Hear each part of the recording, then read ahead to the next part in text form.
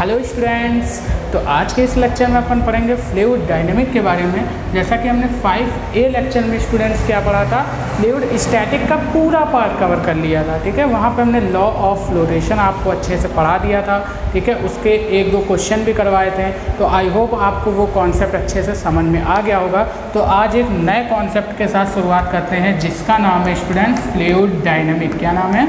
Fluid dynamic.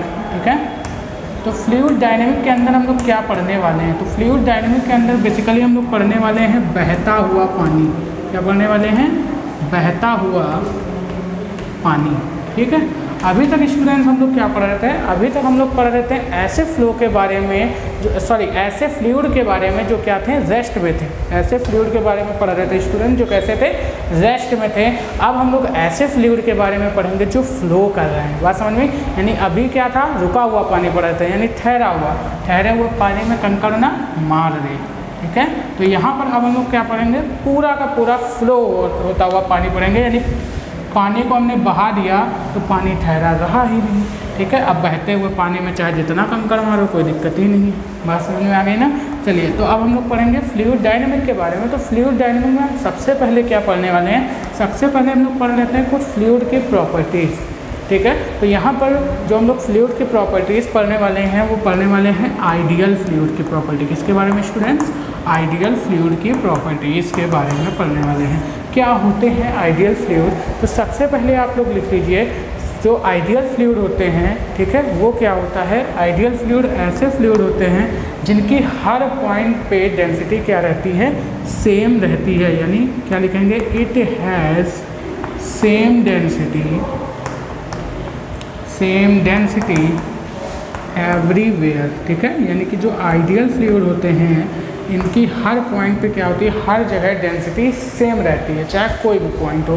ठीक है, तो फर्स्ट पॉइंट आइडियल फ्लूइड का ये हो गया। सेकंड पॉइंट आप लोग लिखिए, इट इज़ इनकम्प्रेसिबल। क्या लिखेंगे?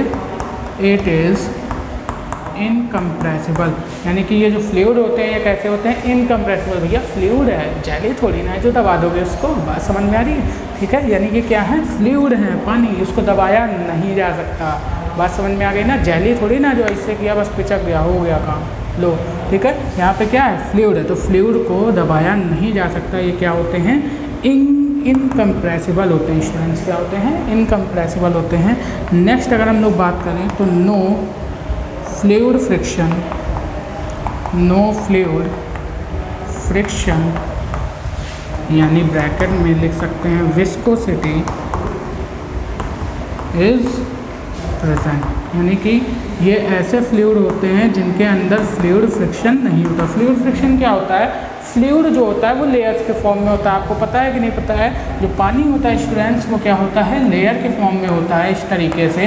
तो जो फ्लूइड होता है इनकी लेयर्स के बीच में एक अपोजिट डायरेक्शन में फोर्स लगता है जो इनकी वेलोसिटी को क्या करता है? अपोज करता है। बात समझ में आ रही है? तो इनकी वेलोसिटी का अपोज करता है, यानी ये जस्ट अपोजिट डायरेक्शन में लगता है। जैसे मान लीजिए फ्लो इधर को हो रहा है तो ये फोर्स किधर को लगेगा? इधर को। ठीक है, यानी कि ये क्या कर रहा है? इसी फोर्स की वजह से इसकी वेलोसिटी और इसी अपोजिट डायरेक्शन में फोर्स की वजह से इनकी लेयर्स के बीच में फ्रिक्शन आ जाता है। यानी इनकी लेयर्स के बीच में क्या आ जाता है? फ्रिक्शन आ जाता है, जिसको हम लोग क्या बोलते हैं? Fluid friction. स्टूडेंट्स क्या बोलते हैं? फ्लूइड फ्रिक्शन बोलते हैं। ठीक है, ये बात आपको समझ में आ रही है? इसको हम लोग क्या बोलते हैं? फ्लूइड फ्रिक्शन बोलते हैं। और इसी को हम लोग प्यार से क्या बोलते हैं? विस्कोसिटी भी बोलते हैं। विस्कोसिटी के बारे में हम लोग पढ़ेंगे अपने नेक्स्ट चैप्टर में, जिसका नाम है सरफेस टेंशन एंड विस्कोसिटी। उसमें हम लोग डीप में पढ़ेंगे इसको। ठीक है स्टूडेंट्स, तो यहाँ पर आपको बेसिक चर्चा करनी है। बेसिक चर्चा में हमने क्या बताया, जो आइडियल फ्लूइड होते हैं इनके पास कोई भी फ्रिक्शन नहीं होता है। जैसे मान लीजिए, अगर मान लीजिए आप इसमें कोई ऑब्जेक्ट डालते हैं, आपने क्या किया, इसमें कोई ऑब्जेक्ट डाला तो वो थोड़ी दूर तक तो ऐसे तैर के जाता है, उसके बाद क्या हो जाता है? ऐसे नीचे गिरने लगता है, ऐसे नीचे गिरने लगता है। ठीक है, तो ऐसा क्यों होता है? ऐसा क्यों होता है? ऐसा इसी वजह से होता है, इनकी फ्लूइड के फ्रिक्शन की वजह से। बात समझ में? क्योंकि पहले तो क्या होता है, हमने उसको वेलोसिटी दी तो उस वेलोसिटी से वो फ्लो कर रहा है, कुछ पानी की वेलोसिटी उसकी वजह से फ्लो कर रहा है। लेकिन ये जो फ्लूइड फ्रिक्शन है ये क्या कर रहा है? इसकी वेलोसिटी का अपोज कर रहा है, यानी इसकी वेलोसिटी को कम कर देता है और ये ऑब्जेक्ट नीचे गिरने लगता है। तो ये क्यों होता है? ये विस्कोसिटी की वजह से होता है, क्योंकि इसमें क्या है, फ्लूइड फ्रिक्शन प्रेजेंट है। तो मैं आइडियल फ्लूइड के बारे में बात कर रहा हूँ। तो आइडियल फ्लूइड में क्या होता है स्टूडेंट? फ्लूइड फ्रिक्शन नहीं होता, यानी इसमें कोई भी विस्कोसिटी नहीं होती है। ठीक है, तो यहाँ पे हमने स्टूडेंट्स आइडियल फ्लूइड के बारे में बात कर ली। ठीक है, आदर्श द्रव जिसको हम लोग बोलते हैं। तो आइडियल फ्लूइड क्या होते हैं? आइडियल फ्लूइड ऐसे फ्लूइड होते हैं जिनकी डेंसिटी हर एक पॉइंट पे सेम रहती है। ठीक है, उनमें फ्लूइड फ्रिक्शन प्रेजेंट नहीं होता है। एंड नेक्स्ट बात हमने क्या बताई कि ये कैसे होते हैं? इनकम्प्रेसिबल होते हैं स्टूडेंट्स, इनको दबाया नहीं जा सकता। ठीक है, नेक्स्ट अगर हम लोग बात करें तो यहाँ पर जो हम लोग फ्लो पढ़ने वाले हैं, फ्लूइड डायनेमिक के अंदर हम लोग पढ़ेंगे फ्लो। तो यहाँ पे एक्चुअल में जो हम लोग फ्लो पढ़ने वाले हैं वो 2 टाइप के फ्लो पढ़ने वाले हैं। ठीक है स्टूडेंट्स, 2 टाइप के फ्लो पढ़ेंगे, यानी हमारी दुनिया, हमारी यूनिवर्स में जो फ्लो हैं वो एक्चुअल में कितने टाइप के हैं? 2 टाइप के। एक होता है टर्बुलेंट फ्लो, एक होता है टर्बुलेंट फ्लो, और एक होता है स्टूडेंट्स स्ट्रीम लाइन फ्लो। ठीक है, स्ट्रीम लाइन फ्लो। ठीक, तो अगर मैं बात करूँ सबसे पहले first of all turbulent flow के बारे में, तो इसका फ्लो कुछ ऐसा होता है, इस टाइप से। ये इसका बेड आ गया। ठीक है, इसी तरीके से अगर मैं बात करूँ स्ट्रीम लाइन फ्लो के बारे में, तो ये होते हैं कुछ इस टाइप से। ठीक है, ये इसका क्या आ गया?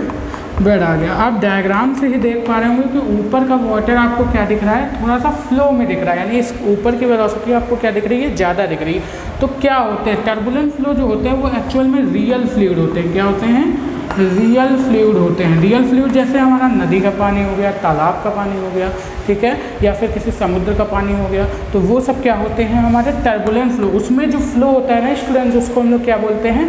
टर्बुलेंट फ्लो बोलते हैं। तो समझ में आ गई ना बात, टर्बुलेंट फ्लो कैसे होते हैं। अगर मैं बात करूँ स्ट्रीम लाइन फ्लो के बारे में, तो स्ट्रीम लाइन फ्लो कैसे होते हैं? जो पाइप के अंदर फ्लो होता है। बात समझ में आ गई। और एक्चुअल में जो हम लोग पढ़ने वाले हैं ना, वो स्ट्रीम लाइन फ्लो के ही अंदर, इस फ्लूइड डायनेमिक में स्ट्रीम लाइन फ्लो के बारे में ज़्यादा बात करेंगे, क्योंकि यहाँ पर जो हम लोग मैकेनिकल डिवाइस पढ़ेंगे, ठीक है, जितनी भी चीज़ें पढ़ेंगे, बर्नौलीज थ्योरम पढ़ेंगे, वेंचुरीज मीटर पढ़ेंगे, ठीक है, यानी कि टॉरिसलीज इक्वेशन पढ़ेंगे, इन सब में हम लोग जो पढ़ेंगे ना वो स्ट्रीम लाइन फ्लो के ही बारे में पढ़ेंगे। यानी कि फ्लूइड मैकेनिक्स के अंदर जितनी भी मैकेनिक डिवाइस बनी हुई है फ्लो पे, वो हमारी स्ट्रीम लाइन फ्लो पे ही बनी हुई है। समझ में आ रही है ना बात स्टूडेंट्स। तो यहाँ पर हम लोग क्या पढ़ने वाले हैं? Stream line flow. अब क्या बेसिक डिफरेंस होता है turbulent flow stream line flow पे?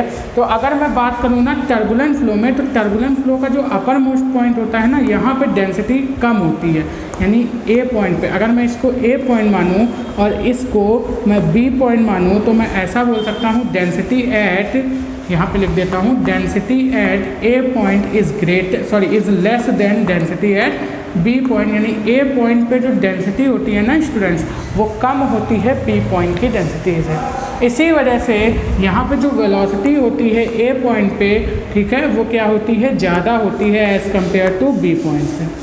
बात समझ में आ गई ना स्टूडेंट्स। यानी कि जो ए पॉइंट की डेंसिटी होती है वो बी पॉइंट की डेंसिटी से ज़्यादा होती है। ठीक है, टर्बुलेंट फ्लो में ऐसा होता है। जबकि अगर मैं स्ट्रीम लाइन फ्लो की बात करूँ, तो यहाँ पर अगर मैं ए पॉइंट ले लूँ, यहाँ पर अगर मैं बी पॉइंट ले लूँ, तो मैं बोलूँगा velocity at A point equal to velocity at B point, और मैं बोलूँगा density at A point equal to density at B point. यानी स्ट्रीम लाइन फ्लो में हर एक पॉइंट पे डेंसिटी भी सेम रहती है और वेलोसिटी भी सेम रहती है। इस वजह से हम लोग मैकेनिकल डिवाइस में किसके बारे में पढ़ते हैं? स्ट्रीम लाइन फ्लो के बारे में ही पढ़ते हैं। ठीक है, यहाँ पे टर्बुलेंट फ्लो के बारे में, ये रियल फ्लूइड है होते हैं हमारे। स्ट्रीम लाइन फ्लो के बारे में भी हम लोग पढ़ने वाले हैं। ठीक है, तो सबसे पहले आप लोग ये डायग्राम बना लीजिए, यहाँ पे ये डिफरेंस लिख लीजिए कि यहाँ पर वेलोसिटी और डेंसिटी क्या रहती है? स्ट्रीम लाइन फ्लो में सेम रहती है और यहाँ पर अलग अलग रहती है। ठीक है स्टूडेंट्स, फिर हेडिंग आप लोग डाल लीजिएगा स्ट्रीम लाइन फ्लो, इसमें फिर लिखिएगा। ठीक है, स्ट्रीम लाइन फ्लो हेडिंग डालेंगे, इसमें लिखेंगे it is also called laminar flow. Stream line flow में लिखिए आप लोग it is also called laminar flow, यानी इसको हम लोग क्या बोलते हैं? लैमिनार फ्लो भी बोलते हैं। And in this the velocity of all the particle and in this the velocity of all the particles in a fluid crossing a particular point remain same with time. Crossing a particular point remain same with time, यानी मैंने क्या बताया, हर एक point पे हर time पे क्या होती है, उसकी वेलोसिटी भी सेम होती है और उसकी डेंसिटी भी सेम होती है। ऐसे फ्लो को हम लोग क्या बोलते हैं, स्ट्रीमलाइन फ्लो या फिर लैमिनार फ्लो बोलते हैं स्टूडेंट्स। ठीक है, ये चीज़ आपको समझ में आ गई। यहाँ पर आपको समझ में आ गया स्ट्रीमलाइन फ्लो। अब हम लोग टर्बुलेंट फ्लो की डेफिनेशन देखने से पहले सबसे पहले पढ़ लेते हैं इम्पॉर्टेंट टॉपिक, जो क्या है, फ्लूइड डायनेमिक के अंदर हर बार 4 से 5 नंबर यानी लॉन्ग क्वेश्चन में आता है। ठीक है, तो वो क्या है, उस टॉपिक का नाम है स्टूडेंट्स इक्वेशन ऑफ कॉन्टिन्यूटी। ठीक है, हम लोग क्या पढ़ने वाले हैं, इक्वेशन ऑफ कॉन्टिन्यूटी, यानी कि द्रव की सततता का नियम। इसको हिंदी में क्या बोलते हैं स्टूडेंट, द्रव की सततता का नियम। इक्वेशन ऑफ कंटिन्यूटी के बारे में पढ़ने वाले हैं। तो क्या होती है इक्वेशन ऑफ कॉन्टिन्यूटी, ये क्या है, ये भी हमारी स्ट्रीमलाइन फ्लो पे ही बेस है।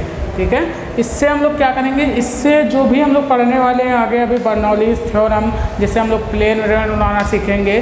ठीक है, और वहाँ पे उसकी एप्लीकेशन पढ़ेंगे, वेंचुरीज मीटर, टॉरिसेलीज इक्वेशन, तो ये सारी चीज़ें इस पे बेस्ड हैं। इस वजह से मैं सबसे पहले इसको पढ़ाऊँगा और ये आगे के लिए बहुत ही ज़्यादा इम्पॉर्टेंट भी टॉपिक है सारी चीज़ों को पढ़ने के लिए, बर्नौलीज थ्योरम, जितनी भी थ्योरम है उनको पढ़ने के लिए। ठीक है, अब देखिए यहाँ पर मैं बात करूँ जैसे इक्वेशन ऑफ कंटिन्यूटी की, तो क्या कहती है, मान लीजिए यहाँ पर हमने ले लिया इस टाइप से कोई पाइप, बेहतरीन सा ये ले लिया हमने क्या, पाइप। ठीक है, इस पाइप का स्टूडेंट्स हमने एरिया मान लिया है A1 यहाँ पर, सॉरी A2 इस पॉइंट पे, और इस पॉइंट पे एरिया हमने क्या मान लिया है, A1 मान लिया है। ठीक है, हमने क्या सपोज कर लिया है, इस पॉइंट पे एरिया A1, इस पॉइंट पे एरिया A2, और यहाँ पर हमने फ्लो कैसा माना है, बोलो जल्दी से, स्ट्रीमलाइन फ्लो। तो यहाँ पर मस्त ऐसे फ्लूइड बह रहा होगा, है कि नहीं, इसी तरीके से तो बह रहा होगा, मस्त एकदम फ्लूइड बह रहा होगा। इस फ्लूइड की डेंसिटी हमने मान ली स्टूडेंट्स रो, क्या मान ली है, रो डेंसिटी मान ली है। तो देखिए क्या कहती है इक्वेशन ऑफ कंटिन्यूटी। अब इक्वेशन ऑफ कंटिन्यूटी ये कहती है, अगर इस पॉइंट पे वेलोसिटी v1 है और इस पॉइंट पे वेलोसिटी v2 है, क्या है, अगर A1 एरिया वाले पॉइंट पे वेलोसिटी v1 है स्टूडेंट्स और A2 एरिया वाले पॉइंट पे वेलोसिटी v2 है, तो यहाँ पर जो इक्वेशन ऑफ कंटिन्यूटी है वो ये कहती है कि A1 एरिया वाले पॉइंट से जितना मास 1 सेकंड में एंटर कर रहा है, A2 एरिया वाले पॉइंट से उतना ही मास 1 सेकंड में बाहर भी निकलेगा। यही है इक्वेशन ऑफ कंटिन्यूटी स्टूडेंट्स। ठीक है, तो यहाँ पर डेफिनेशन से मतलब नहीं, हम लोग यहाँ पे प्रूविंग देखेंगे इसकी। ठीक है, कि प्रूविंग क्या कहती है। तो सबसे पहले आप लोग इक्वेशन ऑफ कंटिन्यूटी हेडिंग डालिए, उसके बाद ये डायग्राम बनाइए, उसके बाद लिखना शुरू करिए। ठीक है, तो डायग्राम तो आपने बना लिया होगा हमारे साथ साथ, अब चलिए लिखना शुरू करिए। इट डिफाइंड एज, एरो लगाइए और लिखिए, it defined as for a particular, it defined that है, एज के लिए दैट कर लीजिए, that for a particular streamline flow, for a particular streamline flow of a fluid the mass entering per second at one end, the mass entering per second at one end equal to the mass leaving per second at the other end, equal to the mass leaving per second at the other and. ठीक है, तो equation of continuity अभी मैंने क्या बताया कि जितना मास पर सेकेंड एक पॉइंट से एंटर करेगा उतना ही मास दूसरे पॉइंट से क्या कर जाएगा, लीव कर जाएगा। यही इक्वेशन ऑफ कंटिन्यूटी। अब देख लेते हैं स्टूडेंट्स इसका प्रूफ, क्या देखेंगे, इसका प्रूफ देखेंगे, यानी क्या इक्वेशन निकल के आती है। तो अगर मैं स्टूडेंट्स यहाँ पे हमने वेलोसिटी v1 मान ली है, यहाँ पे वेलोसिटी क्या मान ली है, v2 मान ली है, तो हमने मान लिया ये जो फ्लूइड है ये एंटर करने के बाद डेल्टा t टाइम पे, ठीक है, डेल्टा t टाइम पे इसका डिस्प्लेसमेंट कितना हो गया, dx1, मैंने कितना मान लिया है, dx1 मान लिया है, इसका डिस्प्लेसमेंट कितना मान लिया है, dx1 मान लिया है। और यहाँ पर हमने डेल्टा t टाइम पे जो डिस्प्लेसमेंट है उसको मैंने क्या मान लिया है, dx2 मान लिया है। ठीक है स्टूडेंट, हमने क्या मान लिया है, dx2 मान लिया है। बात समझ में आई। इस पॉइंट पे मैंने क्या माना है डिस्प्लेसमेंट dx1, और यहाँ पे डेल्टा t टाइम पर जब ये बाहर निकलेगा, ठीक है, तब मैंने वहाँ पे डिस्प्लेसमेंट क्या माना है dx2 माना है स्टूडेंट्स, ठीक है। तो यहाँ पर अगर मैं बात करना चाहूँ कि डेल्टा t टाइम पे कितना मास अंदर गया, कितना मास अंदर गया, यानी अगर मैं लिखना चाहूँ delta m1 upon delta t1, यानी डेल्टा t यानी डेल्टा t टाइम पे इस पॉइंट से, बिगनिंग वाले पॉइंट से कितना मास अंदर गया, यानी अगर मैं मास एंटरिंग की बात करूँ, किसकी, मास एंटरिंग की बात करूँ, ठीक है, डेल्टा t टाइम पे तो कितना मास एंटर गया, तो हम मान लेंगे डेल्टा m1 मास एंटर किया। तो यहाँ से देखिए, अगर स्टूडेंट्स यहाँ पे मैंने मान लिया डेल्टा t टाइम पे जो डिस्प्लेसमेंट है वो dx1 है, तो अगर मैं dx1 की वैल्यू लिखना चाहूँ तो मैं क्या लिखूँगा, dx1 is equal to v1 delta t, नहीं लिख सकता। अगर मैं लिखूं कि डेल्टा t टाइम पे इसकी वेलोसिटी v1 है और यहाँ पे डिस्प्लेसमेंट dx1 है, तो मैं dx1 की वैल्यू क्या लिखूंगा, v1 डेल्टा t, किससे, distance equal to velocity into time, ठीक है, वहाँ से मैंने निकाला है क्या, dx1 की वैल्यू v1 डेल्टा t, ठीक है। इसी तरीके से अगर मैं इस पॉइंट पे बात करूँ dx2 की, तो मैं क्या लिखूँगा, v2 डेल्टा t, ठीक है। इसको लिखने से देखिए बेनिफिट क्या आएगा। अब मैं जब यहाँ पे मास एंटरिंग लिखना चाहूँगा ना डेल्टा t टाइम पे, तो अगर मैं मास एंटरिंग की बात करूँ, यहाँ पे अभी मैं डेल्टा t नहीं लिखता हूँ, मैं अगर बात करूँ डेल्टा m1 की, यानी मास एंटरिंग की, तो मैं क्या लिखूँगा, मास बराबर हम लोग जानते हैं डेंसिटी इंटू वॉल्यूम होता है, यही तो होता है, क्योंकि हम लोग ने पढ़ा है student density is equal to mass upon volume, अपने पिछले लेक्चर में यही तो पढ़ा है कि डेंसिटी इक्वल टू क्या होता है, मास अपॉन वॉल्यूम।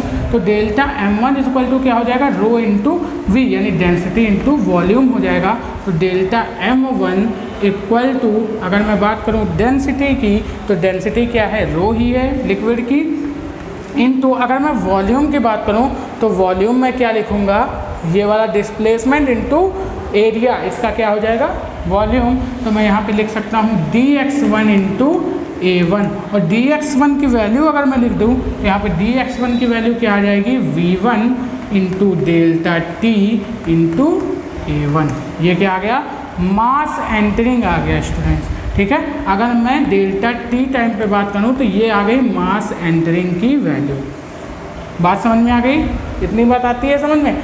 अब मैं अगर बात करूँ मास लीविंग की, यहाँ पर अभी रुकिए, अभी मैं यहाँ पे डेल्टा t नहीं लिखता हूँ, ठीक है, अभी कंफ्यूज हो जाएंगे नहीं तो आप। अब मैं बात करता हूँ मास लीविंग की, यानी कि डेल्टा t टाइम पे कितना मास लीविंग, तो हमने मान लिया डेल्टा m2 मास क्या कर रहा है, लीव कर रहा है, यानी यहाँ से बाहर निकल रहा है, ठीक है। हमने क्या माना, इधर से डेल्टा m1 अंदर गया और इधर से डेल्टा m2 बाहर आ रहा है, तो उसकी वैल्यू क्या होगी, डेंसिटी तो सेम रहेगी, वॉल्यूम क्या हो जाएगा, सॉरी वेलोसिटी क्या हो जाएगी, v2 इंटू, यानी अगर मैं टोटल वॉल्यूम लिखूँ तो क्या होगा, यहाँ पे v2 डेल्टा t dx2 की वैल्यू, ठीक है, और इंटू a2, तो यहाँ पे हो जाएगा rho into v2 delta t into a2, ये आ गया मास लीविंग, ठीक है।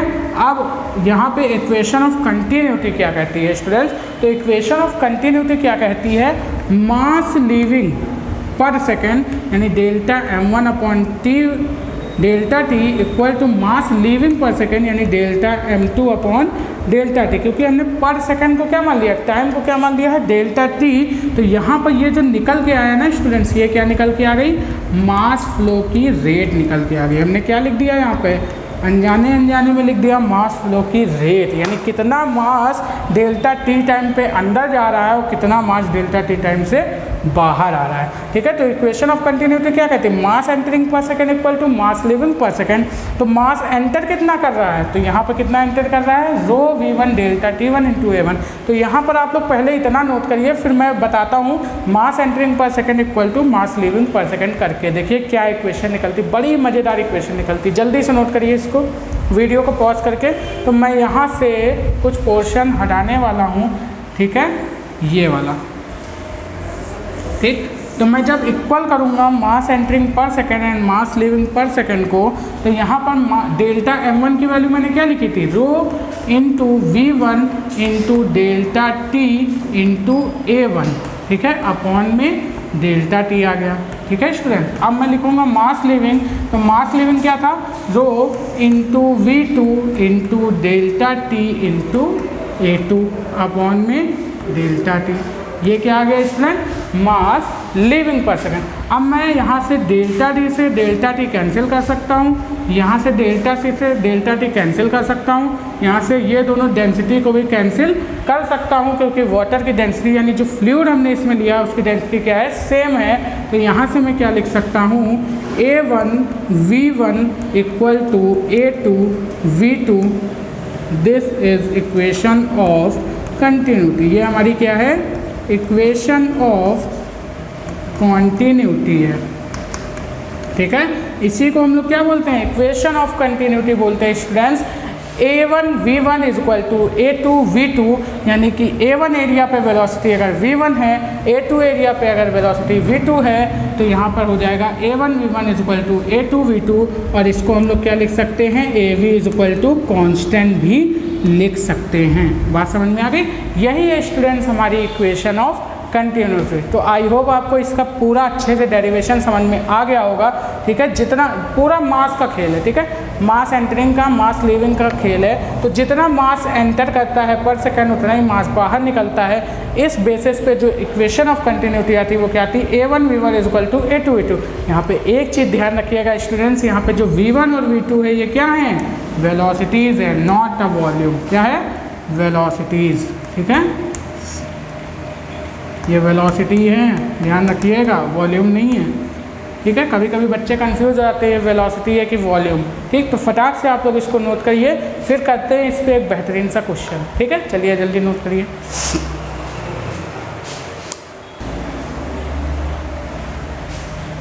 चलिए स्टूडेंट्स, तो हमने देख लिया इक्वेशन ऑफ कंटिन्यूटी के बारे में। अब कर लेते हैं इससे रिलेटेड एक क्वेश्चन, तो आपको अच्छे से आ जाएगी फील।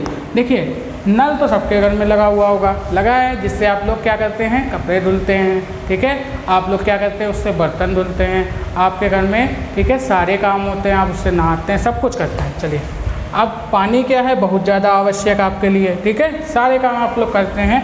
आपके घर में क्या लगा हुआ है, एक नल, ये जिसको हम लोग बोलते हैं प्यार से तोती। क्या बोलते हैं, तोती। इस टाइप से एक लगा हुआ है बेहतरीन सा नल, अच्छा बना है। ये है हमारा देसी नल। ठीक, इस टाइप से नल है। यहाँ पे ये क्या है, यहाँ से पानी बाहर आता है। ठीक है, तो ये हमारा मस्त, इसमें क्या हो रहा है, वाटर फ्लो हो रहा है। कब, जब हमने इस ढक्कन को ऊपर से खोला, यानी इसको क्या किया, ओपन, तो यहाँ से क्या हुआ, वाटर आया और यहाँ से फ्लो होना चालू हुआ।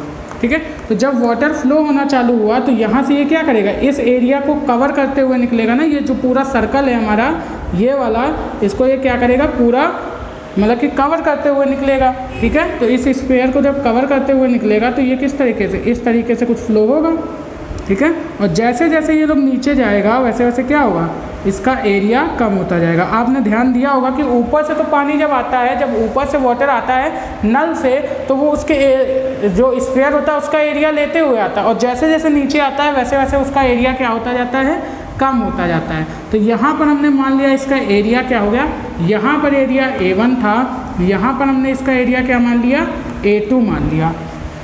ठीक है, और यहाँ पर इसकी फाइनल वेलोसिटी क्या मान ली, V मान ली। इसकी इनिशियल वेलोसिटी दी थी V0, यानी V0 से ये पानी बाहर निकल रहा था। फाइनल में वेलोसिटी इसकी कितनी हो गई, V हो गई। तो आप हमको A2 की वैल्यू, यानी इसका जो फाइनल वाला एरिया है वो हमको बताइए क्या होगा, यानी एरिया आप हमको बताइए क्या होगा, यानी A2 की वैल्यू क्या होगी। ठीक है, अगर मैंने इसका एरिया क्या मान लिया, A2। ठीक है, तो अब आप लोग किस तरीके से करेंगे, देखिए यहाँ पर हमने क्या मान लिया, वेलोसिटी V0, यहाँ पे मान लिया वेलोसिटी V। तो अब हम लोग क्या करेंगे भैया, इक्वेशन ऑफ मोशन लगाएंगे। हमको पता है final velocity minus initial velocity का square is equal to 2AS। ये वाली हाइट जो आपको दी हुई है वो h दी हुई है, यानी डिस्प्लेसमेंट कितना दिया है, h। ठीक, ये वाली हाइट। तो यहाँ पर अगर मैं फाइनल वेलोसिटी की बात करूँ तो फाइनल वेलोसिटी कितनी है, v। तो यहाँ पे v का स्क्वायर माइनस इनिशियल वेलोसिटी कितनी है, V0। तो V0 का स्क्वायर इज इक्वल टू, यहाँ पे मैं बात करूँ तो 2 इंटू जी, क्योंकि पानी नीचे आ रहा तो g इंटू डिस्प्लेसमेंट कितना, h। ठीक है, ये हो गया 2gh हो गया। इतनी बात आपको समझ में है कि नहीं भैया, इक्वेशन ऑफ मोशन लगाया है हमने, नहीं याद है, third law of equation of motion, third equation है ये, v² minus u² equal to 2AS। तो यहाँ से क्या होगा, final velocity v initial velocity v not, यहाँ से हो गया 2g इंटू एच। ठीक, अब मैं अगर मैं फाइनल वेलोसिटी निकालना चाहूँ यानी v की वैल्यू, तो यहाँ से आ जाएगा v square is equal to 2gh plus v not का स्क्वायर। ठीक है स्टूडेंट, अगर मैं v की वैल्यू निकालना चाहूँ तो यहाँ से आ जाएगा अंडर रूट में v not square plus 2gh। ये आ गई हमारी क्या वैल्यू, किसकी, फाइनल वेलोसिटी की। अब मैं अगर यहाँ पे बात करना चाहूँ, यहाँ से हमसे पूछा क्या है, एरिया पूछा है A2 की वैल्यू, तब हम लोग क्या करेंगे, यहाँ पे अप्लाई करेंगे इक्वेशन ऑफ कंटिन्यूटी। तो अब हम लोग क्या करेंगे, अप्लाई इक्वेशन ऑफ कॉन्टिन्यूटी। अब यहाँ से इक्वेशन ऑफ कंटिन्यूटी जब हम लोग अप्लाई करेंगे तो क्या होती है, a1 v1 is equal to a2 into v2। अब हमको क्या पता है, a1 पता है, एरिया यहाँ पे पता है a1, वेलोसिटी पता है v1 पे v नॉट है। ठीक है, यानी v1 की वैल्यू पता है, a1 की वैल्यू पता है, a2 की वैल्यू निकालनी है और v2 की वैल्यू पता है, हमने यहाँ से अभी निकाल ली है। ठीक है, तो v2 पता है, v1 पता है, a1 पता है, a2 नहीं निकाल पाओगे, निकल आएगा, बड़े आराम से निकल आएगा भाई। तो यहाँ से अगर मैं a2 की वैल्यू निकालना चाहूँ तो मैं क्या लिखूँगा, a1 v1 अपॉन में v2, यही तो लिखूँगा, यही लिखूँगा कि नहीं लिखूँगा, यही लिखूँगा। तो यहाँ से अब मैं अगर a2 निकालना चाहूँ तो यहाँ से लिखूँगा a1 इंटू वी1 की वैल्यू कितनी है, v नॉट अपॉन में अंडर रूट v2 की वैल्यू कितनी है, v not square plus 2g into H. ये आ गई हमारी एरिया, क्या आ गया हमारा एरिया, जो इस पॉइंट पे इसका एरिया होगा। ठीक है, इनिशियल एरिया a1 था, फाइनल एरिया कितना हो गया, a1 v not upon under root v not square plus 2gh under root में स्टूडेंट्स। ठीक है, तो ये हो गया आपका आंसर, ध्यान रखिएगा अच्छे से। ठीक है, तो आई होप आपको यह क्वेश्चन बढ़िया से समझ में आ गया होगा। चलिए अब हम लोग बढ़ते हैं अपने नेक्स्ट टॉपिक की तरफ। ठीक है, इसको जल्दी से नोट करिए।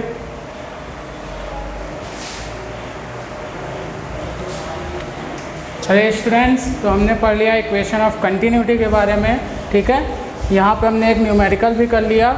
अब यहाँ पे थोड़ा सा टर्बुलेंट फ्लो के बारे में और थोड़ा सा डीप में देख लेते हैं। ठीक है, यहाँ पे एक टर्म आता है स्टूडेंट्स, ठीक है, जिसको हम लोग क्या बोलते हैं, क्रिटिकल वेलोसिटी बोलते हैं। क्या बोलते हैं स्टूडेंट्स, क्रिटिकल वेलोसिटी। तो क्या होती है ये क्रिटिकल वेलोसिटी, बस समझ लेते हैं।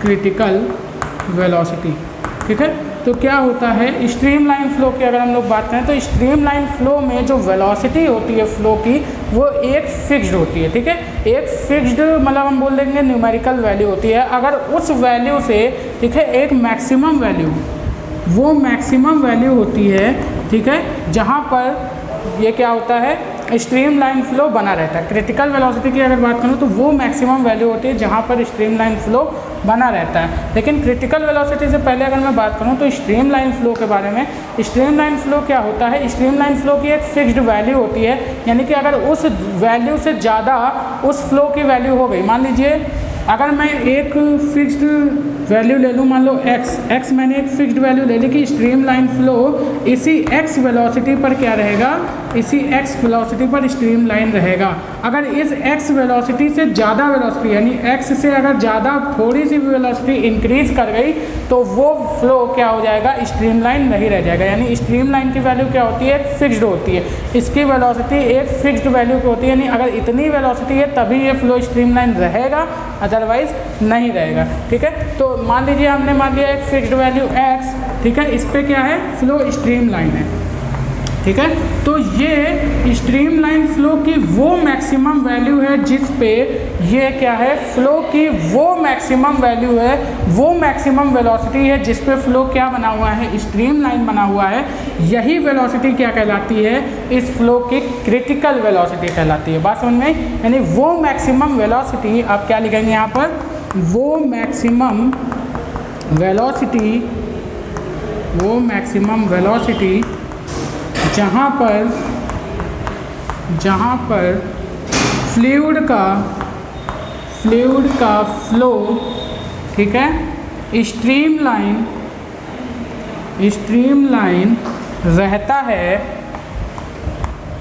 रहता है, वह क्रिटिकल वेलोसिटी कहलाती है। ठीक है, क्रिटिकल वेलोसिटी कहलाती है। बात समझ में आ गई। यानी कि जहाँ पर क्या होता है इसका वो मैक्सिमम वेलोसिटी जहाँ पर फ्लो का जो मतलब कि जो फ्लूइड का फ्लो है वो कैसा बना रहता है, स्ट्रीम लाइन, वहाँ पर वो वेलोसिटी क्या कहलाती है, क्रिटिकल वेलोसिटी कहलाती है।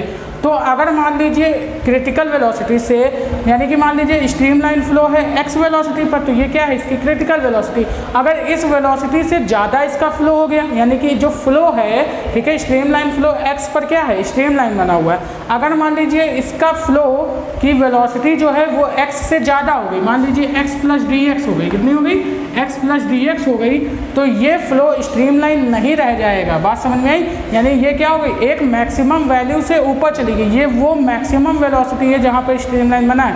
तो भैया अगर इससे ऊपर हो जाएगी तो क्या आ जाएगा, तो अगर इससे ऊपर हो गई ना तो वो फ्लो स्ट्रीमलाइन नहीं रह जाता है, तब वो फ्लो क्या हो जाता है, टर्बुलेंट फ्लो बन जाता है। बात समझ में आई, कौन सा फ्लो बन जाता है, टर्बुलेंट फ्लो बन जाता है। तो ये था कि अगर स्ट्रीमलाइन फ्लो से यानी एक मैक्सिमम वैल्यू पे जो क्रिटिकल वेलोसिटी होती है वहाँ पर क्या होता है, उसका फ्लो स्ट्रीमलाइन बनता है।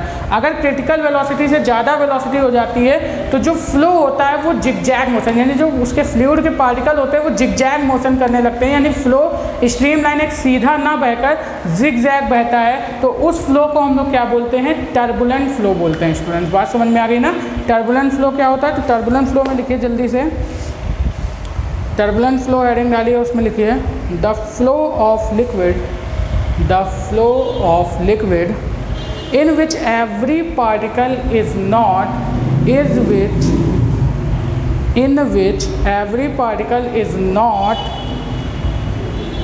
missing in line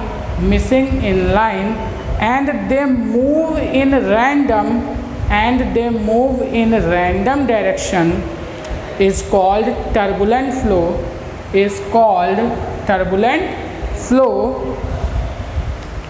next line से लिखो, this happened when speed or velocity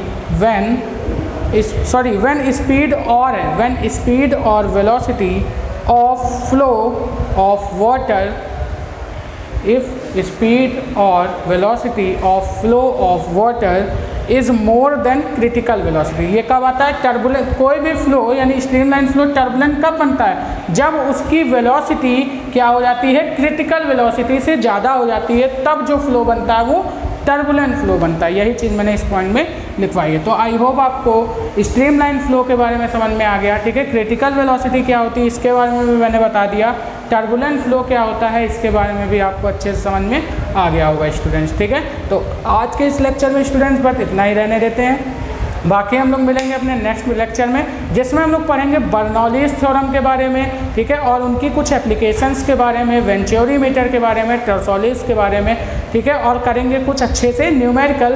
तो आज के लिए इतना ही, बाकी मिलेंगे नेक्स्ट लेक्चर में, तब तक के लिए best of luck, bye bye.